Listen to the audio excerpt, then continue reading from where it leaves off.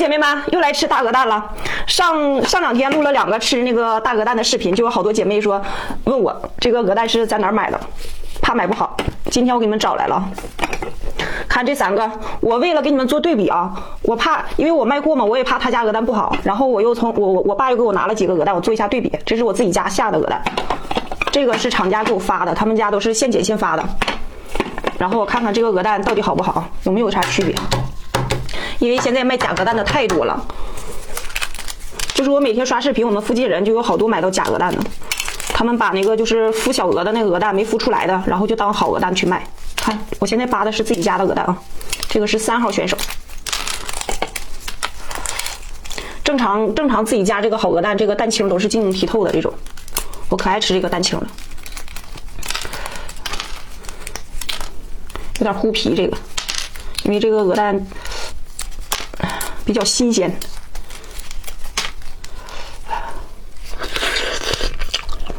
可香了，掰着。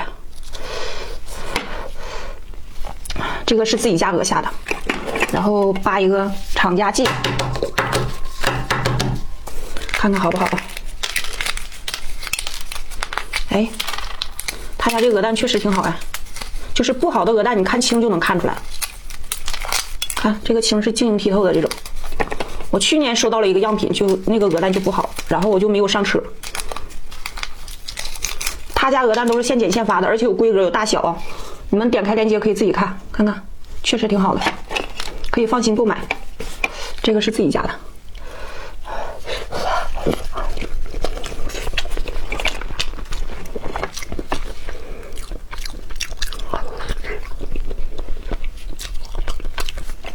黄跟青都没问题，湿着也好吃。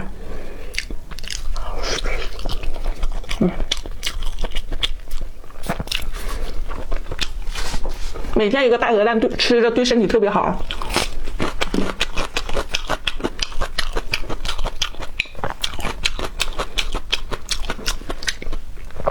大小不一样，价格也不一样。看这青，确实是好鹅蛋。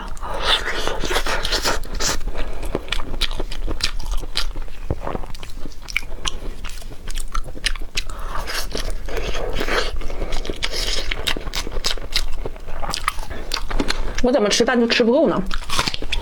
每天录视频吃那么多蛋，我也吃不够。平时我自己也爱煮蛋吃。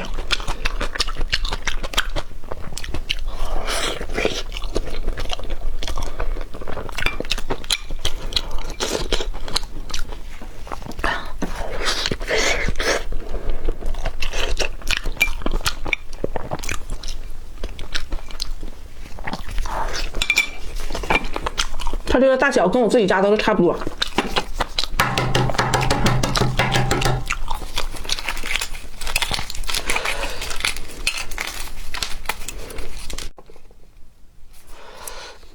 新鲜的鹅蛋糊皮的就比较多。